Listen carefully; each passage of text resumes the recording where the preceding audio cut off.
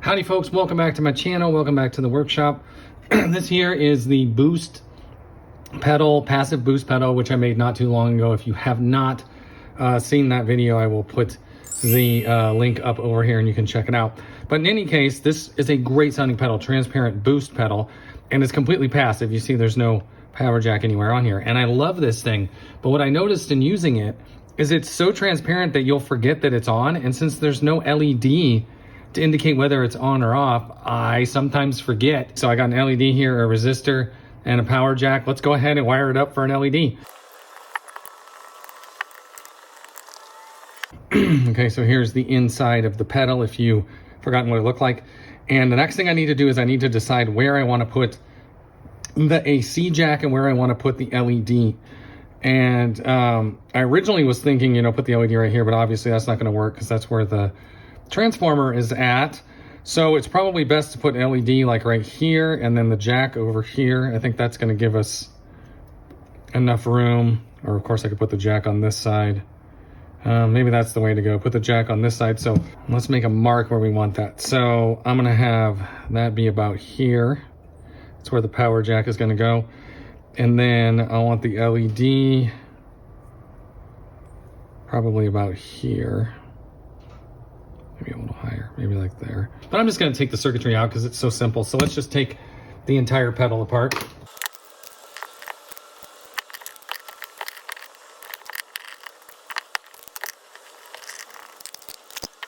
Okay, so there is our circuit out of the case, and that leaves the case. So what I wanna do is drill a hole here for the LED and drill a hole here for the jack.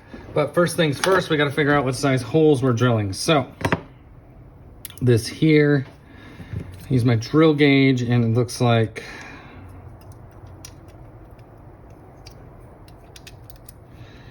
15-30 seconds is about perfect for that, but of course I don't have a 15-30 seconds bit, so I'm going to use a 1/2 inch bit. That looks like that'll work. So 1/2 inch hole for the jack, and then for the LED,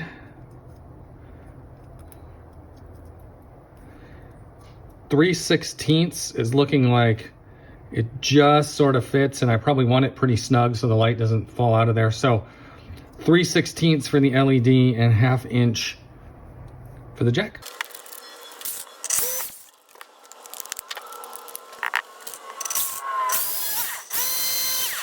Okay, there we go. Got a hole for the LED and have a hole for the jack, and I made a heck of a mess. So let me clean this mess up and then we'll get this baby back together. So this particular type, you just slide it right in like that, and you put this on the back side, just like that. So when we look at our LED here, any LED is going to have two legs, and one is going to be longer than the other. The longer one is the positive. So we can see this is our positive leg. So I'm going to bend that off that way like that. I'm going to stick it through the hole, just like that. And maybe you can just kind of see that leg just goes perfectly right across that other contact. So what I'm gonna do is I'm gonna grab my soldering iron and my solder, and I'm just gonna drop a little solder right on that connection, and that should hold everything in place. Oops. Oh, I do have my little solder fan here. Let's turn that on. Okay, so let me see if I can get this closer to the camera so you can see. I'm not sure how well you can see that, but that leg is soldered. Now on this negative side of the LED, we want it to hook to this top one, but we also want to make sure we have a current limiting resistor in there. So this is a 4.7K resistor, and what I want to do is I just want to put this between them, basically like that. Okay, so now that I have the LED in there, and you see the negative soldered, or excuse me, the positive is soldered to the positive, and then you can see I soldered this little resistor here onto the negative. You see that's the one I marked black, and then I trimmed, notice I trimmed this off and I trimmed this off down here, so we have a nice short leg on both of those. And we're gonna solder just a little small ground wire onto both of these, and those will end up getting hooked to the switch here.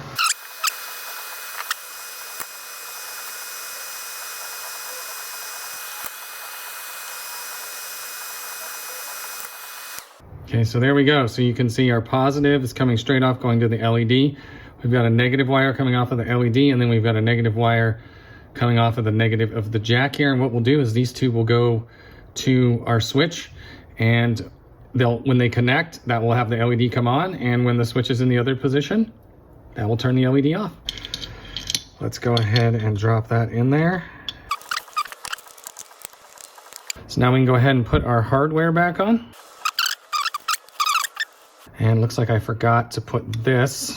Whoops, we'll pull that back out, put that on the bottom of the switch before I put that in there.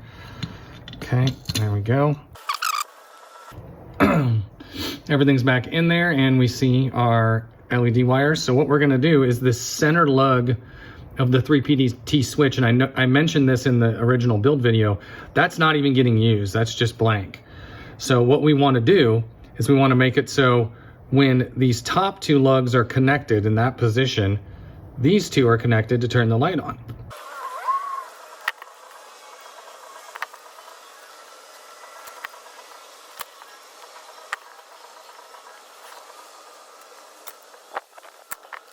Okay, now if I did everything correctly, this should work. Let's go ahead and plug power in. And there we see, when we click the switch, the light goes on and off. So now we just have to check and make sure that the light's coming on when the boost is engaged and off when it's not. Okay, just a real quick demo here. I got the boost pedal, my CS400, and then a little tuner pedal here. Got it plugged into my Duosonic, and then into my little Vox amp here. So again, check out the previous video if you want to see exactly how it works. What we're looking at is whether or not this helped with the boost pedal. So here we go. Here's what it is with the boost pedal off.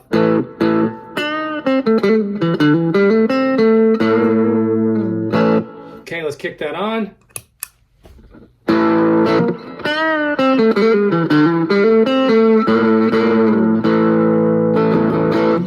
So you can definitely hear the boost.